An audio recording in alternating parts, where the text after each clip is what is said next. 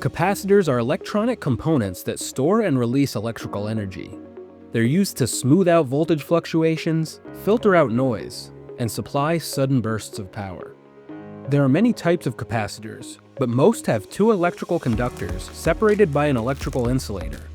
The conductors are known as plates and are made of a very thin aluminum foil.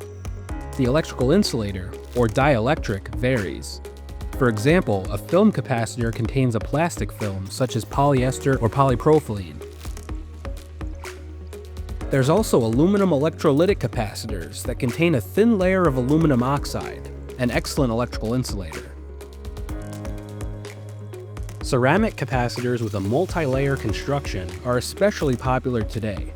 Stacking many thin ceramic layers together maximizes surface area and supports high-capacity energy storage for compact electronics.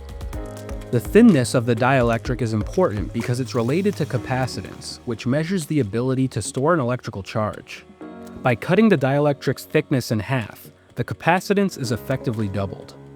In addition to capacitance, maximum voltage is a key specification. That's because applying an excessive voltage causes the dielectric material to break down and can result in an arc.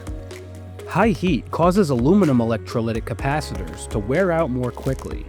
Aluminum electrolytic capacitors combine long life with high capacitance, but high heat can dry out the glycol-water mixture that their paper dielectric is soaked in. During capacitor manufacturing, multi-layer ceramic capacitors, or MLCCs, are built by stacking layers into a block-like structure. By contrast, the layer in aluminum electrolytic capacitors are wound into a roll. Rolling the layers increases the surface area, but so does the chemical etching process that creates nooks and crannies in the dielectric, sort of like an English muffin. Film capacitors are typically wound up like a jelly roll.